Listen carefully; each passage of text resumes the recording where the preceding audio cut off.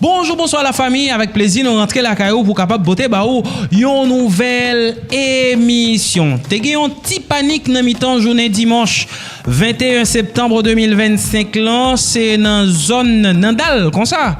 Et puis, c'est une information qui vient de jeune moi qui t'a fait quoi que y a un hélicoptère qui t'a descendu dans le bloc si là, mais dans un espace qui pas fin trop visible.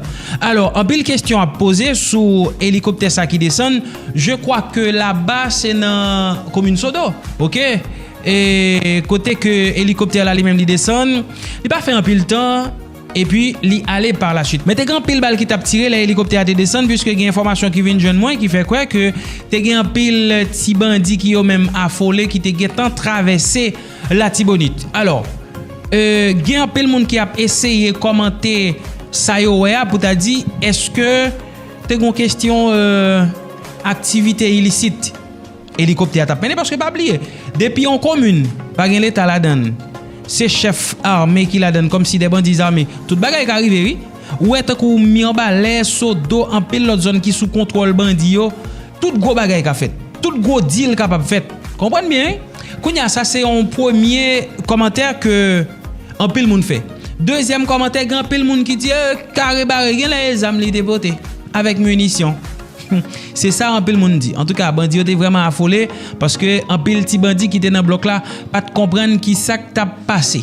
Gagné un article qui sorti dans colonne journal HC Network.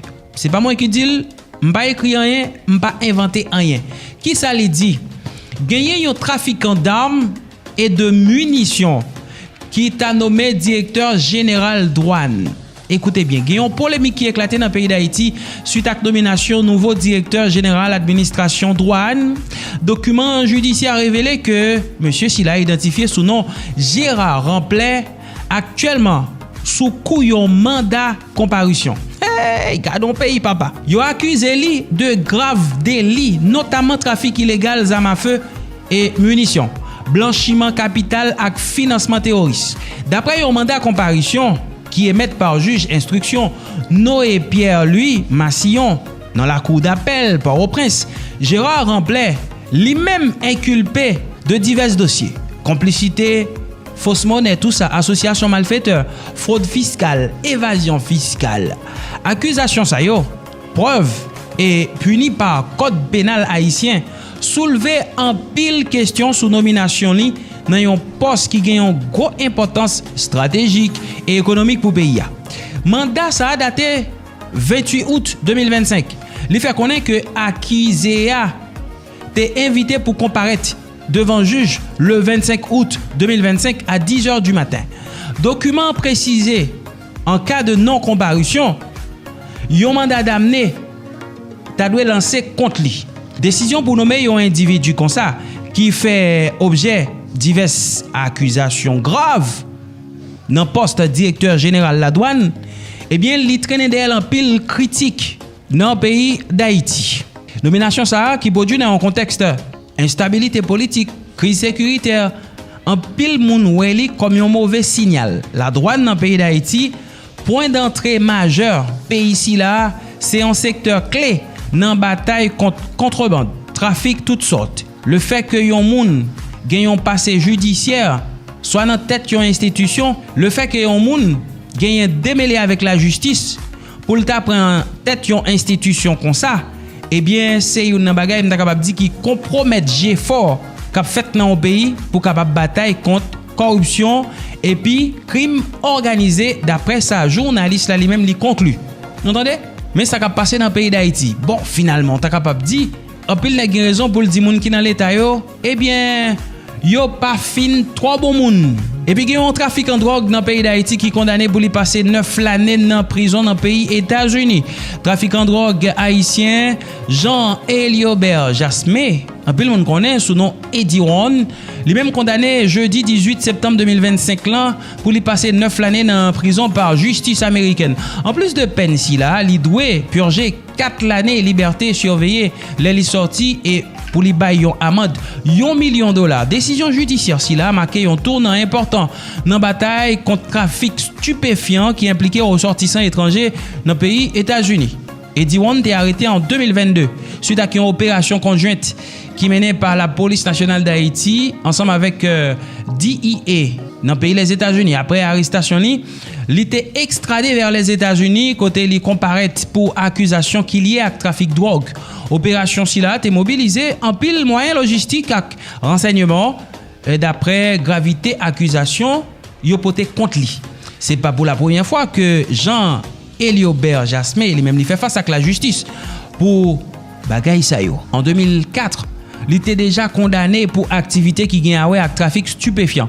Nouvelle condamnation si la mettait en lumière persistance. Certains réseaux criminels dans la région et puis tout nécessité une coopération internationale renforcée pour capable bataille efficacement contre narcotrafic. Gagné une nouvelle là et c'est John Colem Marvan qui annonce li, c'est concernant Met Peyo. Yon nan Met Peyo, Rouven Bidjo petit Grand Bidjo Met Assieri d'Haïti, c'est comme ça il fait poste là déporter même gens ak moun qui dans Saint-Domingue après les fin atterri ak avion privé li dans Miami. Entendez détails avec John Colem Marvan. Rouven Bidjo, nous connaissons ça au piller pays, financer tout corrompu, tout drogue dealer qui prend dans l'élection, c'est nek ça au voyo dans l'élection, que ce soit député, que ce soit sénateur et que ce soit président, c'est Rouven Bidjo ak Grand Bidjo papal qui mettez nous côté nier là. Et nek ça yo c'est tout dominicain yo yé tout crasé Haïti pour le faire dominicani riche. D'ailleurs, tout d'abord, nek ça yo tous les deux étaient même côté en dedans Santo Domingo. M'oubliez zone ça côté le m'tal là déjà. En plus, yo tous les deux gen gros bateau yo et yo gen avion yo. Tout gros compagnie gros compagnie pompe gaz qui gagne l'autre bois, tout c'est pour Bidjo. Nek ça yo crasé économie Haïti pour yo faire fleurir économie dominicaine. Tout d'abord, nek ça va identifier comme haïtien. C'est vrai en Haïti gon paquet l'autre nèg en Haïti qui fait pays à mal, mais yo tout ça yo gagne, yo dépense dans pays à tout. Mais nek ça yo c'est Santo Domingo, y a le fait tourner pays yo. Sorti Santo Domingo avec avion privé pour atterrir dans la cour des États-Unis Miami. Pas oublier Bidjo c'est voisin Donald Trump, c'est voisin Ivanka Trump, petit Donald Trump. Rivé dans la cour Miami, avion atterri, il dit faut qu'avion ça retourner côté le sorti. Yo voyez Rouven Bidjo tourner en République dominicaine. Pour le moment, n'a parlé là. Monsieur pas qu'à tourner dans la cour des États-Unis d'Amérique. Quel aurait été si ouvrier Haïti changer, quel aurait été pour construire Haïti? Monsieur, pas un problème avec nous pour nous faire comme dans le pays. Au Canada, Italien ont fait comme sale, quasiment même avec nous. Mais nous avons dépensé comme là dans le pays. Nous ici au Canada dans la politique, ils ont corrompu tout. Et pas bon que ça. Même minimum, nous fait. Monsieur, nous faisons corruption dans le pays. Dépensez dans le pays, monsieur. Faites tout le monde honte. Dépensez comme nous dans le pays, monsieur. Faites tout le monde honte dans la zone. Fait américain honte, fait toute l'autre nation honte, montrer nous-mêmes nous qu'à développer le pays, nous avons quoi pour ça. Bon vagabond. Gros nouvelle nous là, nous qu'à prendre pour blague. Mais c'est gros nouvelle. Pas oublier Rouven Bidjo. C'est seul nèg. Ou qu'on voit les nèg là, tant que soit jouer football là, jouer Milan, c'est Milan c'est à jouer à Juventus, ou jouer Juventus ou jouer Milan c'est en même temps. Mais Rouven Bidjo c'est même nèg ça. Li bail Moïse Jachal l'argent, li bail Matéli l'argent. Ça veut dire qu'il finance quel que soit le côté bon le bon. Ok? Pas oublier, partenaire café Rebo, on lui mène Moïse Jean-Charles. Partenaire qui a 50 millions de dollars comme référendum dans Chaspierre. Monsieur mène Moïse Jean-Charles by Bidjo dans l'élection. Rive, monsieur Rive Kay Bidjo. Bidjo pas veut recevoir nek. On dit, ah, vagabond, ça, vous avez toujours boulé caoutchouc, mettre pays à tête en bas. Mathias Pierre dit, Bidjo, c'est troisième favori dans l'élection que vous venez là mener ba oui. Rouven Bidjo mandé papa le recevoir yo. Et puis il recevoir Nego ni Timothée yo, il recevoir Mathias Pierre, il recevoir tout sacré Moïse Jachal là. Bidjo pas de vle bay l'argent. Finalement, Rouven nek so sanctionné jodi a. monsieur, finalement, d'accord, bah, Moïse Jean-Charles l'argent, $600,000 américains pour élection. Monsieur dit, il demande comment pour le bailler, il y a pas l'argent, il parle qu'on chèque bail, monsieur.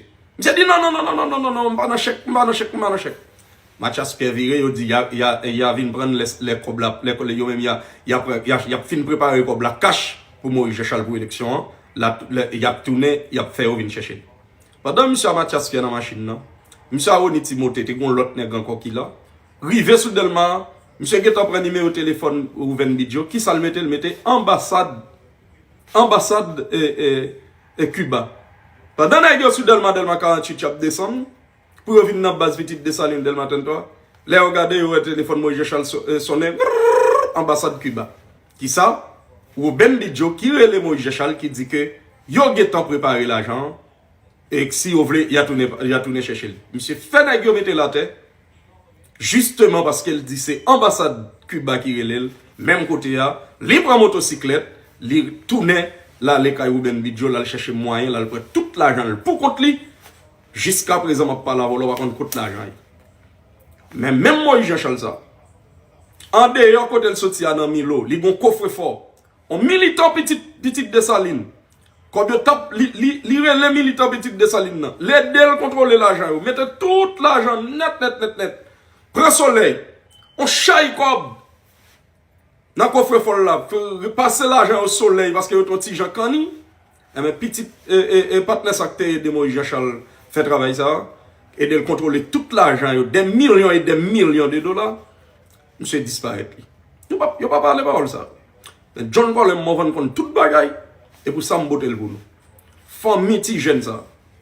Militant petit de ça, t'as les de Moïse Jean-Charles, contrôler pile l'argent ça, on a mis l'eau dans le coffre fort là, quand l'argent commence à Cani. Mais moi, Jean-Charles disparaît, monsieur. Toujours acheter figure de corrompus, sales, et nous payons. John Golem Movan, l'homme. Bataille la marque ça. Bataille la un jouet là dans Philippe Coles. Jean-Philippe Bossan. Ruben Bidjo. Nos seuls petits bouts moi. Expulsé en Haïti. Pas un jouet dans bagaille John Golem Movan. N'a faut-il traverser dans la page internationale là pour nous dire que le Royaume-Uni, le Canada et l'Australie, eux même ils reconnaissent officiellement l'État Palestine.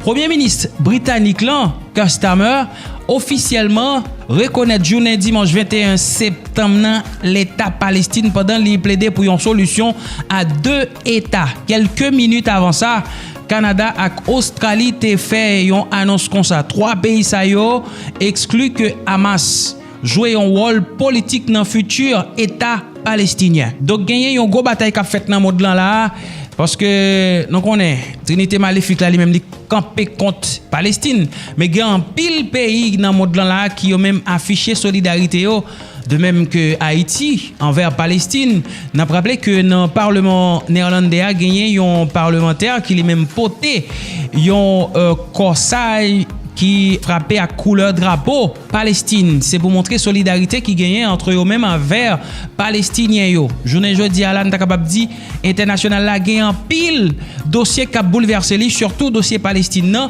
Donc on est Mahmoud Abbas qui c'est président autorité palestinienne, il pas capable prendre la parole devant l'ONU sous tribune Nations Unies, mais il y a un pile pays qui votait une résolution qui demandait côté lié pour être capable intervenu puisque les sous sanction pays les États-Unis. Or, le premier ministre israélien Benjamin Netanyahu lui-même li pas sous aucune sanction. Alors faut dire que dossier ça nous parle pour nous faire le point la dernière dans next émission nous pral faire mais gagner une petite ouverture là puisque Donald Trump le président américain lui-même lui fait une ouverture là vers la Chine vers ça nous capable une voie diplomatique entre les États-Unis et la Chine sous volet commercial mais grand pile l'autre question qui était parlé entre deux dirigeants yo après une séquence politique très tendue entre Washington et Pékin il semblait que deux gros puissances économiques yo voulaient joindre une voie diplomatique pour capable résoudre une série de problèmes mais sous question commerce là ça capable mener sous question politique tout parce que grand paquet de questions yo capable essayer résoudre nous pral chita là sous guerre dans pays Ukraine qui c'est un atout stratégique majeur Donald Trump Xi Jinping, est-ce que capable vinn gagner ça n'a capable relayer un trio d'hommes qui est capable chita pour jouer une solution sur question si là puisque Xi Jinping est capable jouer lourd dans dossier si là. La Corée du Nord, est capable de jouer lourd dans le dossier si là puisque gagner un trio tout qui c'est Corée du Nord là aussi ensemble avec la Chine.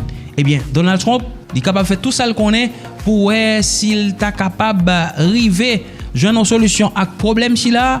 En tout cas, nous allons suivre des débats ça ensemble avec confrères non LCI. Cette incursion de MiG, il se trouve qu'elle a eu lieu pile au moment où il était justement en ligne avec le président chinois Xi Jinping hier. Et il l'avoue d'ailleurs, il est un peu désemparé sur la situation en Ukraine et il a expliqué à la fin de cet entretien avec le président chinois qu'il comptait sur lui en fait pour l'aider à résoudre le problème. Écoutez. Nous avons parlé de la Russie, de l'Ukraine et évidemment de Gaza. Nous avons abordé plusieurs sujets. C'était un appel long, un bon appel. Nous avons une très bonne relation. Xi et moi en avons parlé et je crois qu'il aimerait vraiment qu'elle se termine. Et je pense qu'il va travailler avec nous pour nous aider. Alors, 2 questions. 1, la Chine a-t-elle un intérêt particulier à ce que cette guerre s'arrête et si oui, comment elle fait? Et 2, le président chinois a face à lui un Donald Trump qui est en position délicate sur tous ces sujets. Il a donc un levier très fort dont il saura lui aussi se servir sans aucun doute. Premier sujet, la Chine continue de soutenir plus ou moins de manière cachée, dissimulée la Russie dans son effort de guerre. Et d'ailleurs, on aura remarqué la continuité politique puisque Poutine donne l'ordre d'avoir des incursions de vecteurs aériens au-dessus du territoire de l'OTAN, des pays européens, alors même qu'il revient de Tianjin et de Pékin. Exactement. Pour début septembre, d'abord le sommet de l'Organisation de coopération de Shanghai, qui est une organisation non occidentale à dessein, un club nucléaire des puissances non occidentales, à l'exception de la Corée du Nord, mais tous les autres puissances nucléaires et civiles y sont. Et puis dans la foulée, le fameux défilé militaire du 3 septembre, où Poutine était à côté de Kim Jong-un et de Xi Jinping. Donc il y a bien évidemment une continuité politique dans l'action qui est menée en Asie, décidée, concertée en Asie, et des actions sur le flanc est de l'Europe. Donc pour les Chinois, il est évident que la guerre en Ukraine est un atout stratégique majeur. Donc il ne faut absolument pas qu'il n'y ait de fin à cette guerre, puisque ça permet pour les Chinois de gagner du temps, de gagner de l'expérience sur les combats, sur un théâtre d'opération qui est de la haute intensité, et éventuellement tirer les conclusions pour l'appliquer, le cas échéant si besoin, dans le détroit de Taïwan ou sur l'île de Taïwan, face aux troupes otaniennes, face aux troupes américaines et ses alliés en Asie-Pacifique. Le deuxième sujet, c'est que Trump, qui est dans ce jeu compliqué, avec des accointances russes qu'on évoquait tout à l'heure, quelle est sa marge de manœuvre? Donc, quid d'un deal entre Américains et Chinois. Probablement que les deux vont se rencontrer suite notamment à l'invitation de Xi Jinping, peut-être avant la fin de l'année, sur le territoire chinois à Pékin. Donc les Américains sont dans une posture où ils se disent qu'est-ce que l'on peut faire, qu'est-ce que l'on fait. Alors il y a effectivement, on va probablement en parler, l'arrêt ou en tout cas la suspension d'une aide militaire à Taïwan. Mais pour l'instant, et je pense que c'est important de le rappeler, les garanties de sécurité américaines dans le détroit de Taïwan, notamment à l'endroit de Taïwan, ne sont pas neutralisées ni suspendues. Et ça, c'est important de le rappeler. Alors voilà, pourquoi on parle de Taïwan, effectivement, parce que c'est les infos qui sont sorties ces dernières heures à ce sujet-là, dont certains disent, voilà, c'était l'un des leviers pour le président chinois, en tout cas le président chinois a réussi à faire un peu plier Donald Trump sur ce sujet-là. Là, c'est par exemple le Washington Post qu'on vous a sorti, il a réduit l'aide militaire à Taïwan pour donner des gages aussi aux Chinois, 400 millions de dollars, je crois, d'après ce que j'ai lu, il me semble, oui c'est ça, 400 millions de dollars qu'il annule. Alors qu'il annule, qu'il suspend, c'est pas encore tout à fait clair. Est-ce que, la question elle va être assez crue, mais est-ce qu'il serait capable, parce que tout ce qu'il veut Donald Trump évidemment c'est de pouvoir reprendre son business avec la Chine évidemment, de sacrifier Taïwan sur l'autel de ses affaires commerciales? Alors d'abord, 400 millions de dollars, c'est 4 avions de chasse. Ouais. Donc finalement, c'est pas énorme. C'était vraiment pour moi symbolique de montrer j'ai de bonne volonté envers la Chine. Donc ça permet après de dealer sur d'autres sujets. Deuxième partie avec votre question. TikTok aussi. Il y avait le sujet TikTok aussi. Voilà, TikTok, effectivement, pareil. Ouais. Il y a eu un deal, là, manifestement aussi, alors qu'on a quand même entendu une grande polémique pendant des mois. Maintenant, pour en revenir sur Taïwan, pour moi, il est indéniable que Taïwan, tant que Taïwan aura une importance géostratégique, non pas par son positionnement forcément, mais déjà parce que c'est le maître d'œuvre de toutes les semi-conducteurs dont on a tous besoin pour toutes nos machines, quelles qu'elles soient, où ils sont leaders dans le monde. Tant que Taïwan aura finalement cette capacité d'influer sur la géoéconomie, cette fois-ci, Trump fera attention, mais déjà, il y a une relocalisation de TMC en particulier, qui est le principal, oui, c'est TMC, la principale entreprise taïwanaise de fabrication de semi-conducteurs, qui est déjà relocalisée aux États-Unis pour assurer justement cette souveraineté au profit des Américains. Donc voilà, le jour où finalement le transfert, y compris des connaissances, parce que pour l'instant le principal est gardé toujours à Taïwan, la haute technologie est gardée. Néanmoins, le jour où ça arrivera, il faut s'attendre à ce que Taïwan soit lâché. Maintenant, dans combien de temps ? Est-ce que Trump sera encore aux affaires le jour où ce risque se présentera ? Dans 1 an et demi, est-ce qu'il aura encore la liberté de manœuvre dont on parlait tout à l'heure, finalement, avec cette élection à les midterms ? Est-ce qu'il pourra encore faire ce qu'il veut ? Et bien, de toute façon, dans 3 ans et demi, il est parti. Donc, c'est des affaires qui prennent du temps. Donc l'intérêt de Xi Jinping aujourd'hui, c'est effectivement de lancer tous ces accords et ces deals le plus vite possible, mais c'est un peu d'ailleurs peut-être le principe pour d'autres d'ailleurs. Hein. Le but, c'est finalement de prendre cet avantage, alors que Trump est encore relativement réceptif, que Trump a aussi, comme tu l'as dit tout à l'heure, des intérêts économiques peut-être personnels aussi. Donc on a des facteurs favorables, et puis finalement, il n'a aucune morale, Trump. Le but, c'est de faire des affaires et que ça fonctionne. Et que si Xi Jinping l'a parfaitement compris, il fera comme Poutine, il lui donnera les éléments qui vont bien, on fait un deal, on fait des échanges, et finalement, tout va pour le mieux dans le meilleur des mondes. Ça donne un peu l'image, l'idée, en fait, que Donald Trump, dont il dit qu'il a été déçu par Vladimir Poutine, on est déçu par Poutine, mais il se fait aussi tordre le bras par le président chinois. Moi, en termes géopolitiques, je ne voudrais pas être dans la situation de Trump à l'heure actuelle. La capacité industrielle des États-Unis n'a jamais été aussi faible, je pense, dans l'histoire. Il se retrouve avec une espèce de, c'est pas une alliance, mais un partenariat entre deux grandes puissances, la Russie et la Chine, qui menacent la sécurité des États-Unis. Trump, il est quand même un peu mal pris. Mais des Européens qui, comme le général le disait tout à l'heure, ne sont pas prêts à faire la guerre. Donc, et puis c'est surtout ses intérêts personnels. Je pense qu'à mon avis, je parierais pas sur un abandon total de Taïwan, mais ça pourrait probablement arriver rapidement, comme vous le disiez tout à l'heure, parce que c'est dans l'intérêt direct de Trump, de Donald Trump, de le faire. Mais je suis pas certain que Xi Jinping a même besoin de lui tordre le bras. J'ai l'impression que c'est Donald Trump qui va vers Xi Jinping et qui semble être prêt à lui faire des concessions. Mais les 400 millions, c'est une batterie de missiles Patriot. Alors, je vais vous les redonner. Il y a les 400 millions, il y a donc TikTok, j'évoquais TikTok tout à l'heure, la branche américaine. Ça, c'est important parce que Donald Trump, il estime que c'est aussi TikTok qui lui a permis d'aller faire un gros carton chez les jeunes. Voilà, donc il récupère la branche américaine, il en fait ce qu'il en veut, manifestement. C'est ça le deal. Hein, Oui, 80% du conseil d'administration est américain, notamment avec des membres de l'administration américaine dans le board, dans le conseil d'administration. Voilà. Et ça, c'est super important. Et puis, il y a l'Inde. J'évoquais l'Inde tout à l'heure. Il met des droits de douane énormes sur l'Inde. Il n'en met pas sur la Chine. Donc, il y a aussi ça, parmi les leviers. Sur l'Inde, je pense que on a beaucoup lu et entendu que l'Inde était poussée dans les bras de la Chine. Probablement que c'est un peu exagéré. Le sujet, c'est que, au vu de la diplomatie indienne, qui est un petit peu 360, et d'un lien relativement dilué, pour dire les choses poliment, avec l'administration américaine, Trump est un peu féroce et souhaite sanctionner, ou en tout cas repousser Modi dans ses retranchements. Donc Modi joue la carte de dire je vais pleinement m'inscrire dans une logique eurasiatique, etc. Donc je m'affiche avec Xi Jinping, alors même qu'il est membre de cette fameuse organisation depuis 2017. Et d'ailleurs, il a envoyé une partie des troupes pour l'exercice Zapad russo-biélorusse, etc. de ces derniers jours-là. Hein. Donc ça, c'est quand même pas neutre. Mais ça veut pas dire que l'Inde est complètement dans l'escarcelle d'une logique stratégique russo-chinoise.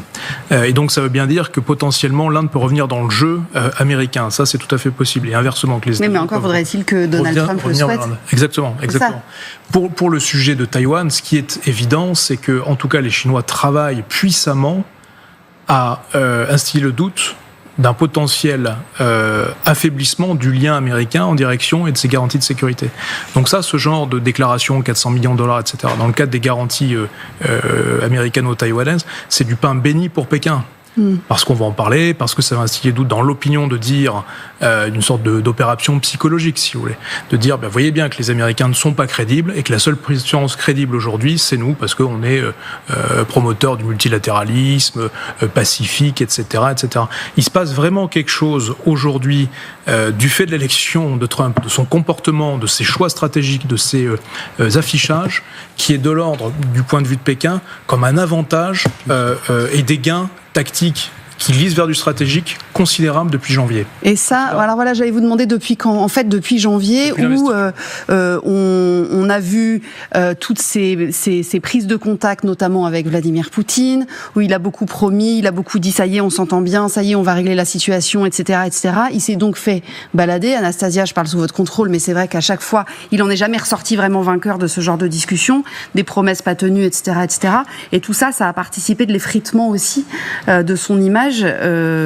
Et pas uniquement, enfin par ricochet en fait sur son image vis-à-vis de la Chine, vis-à-vis de l'Inde, vis-à-vis de l'Union européenne, pas uniquement vis-à-vis de la Russie, quoi. Trump, j'ai entendu une phrase très forte quand j'étais en Allemagne.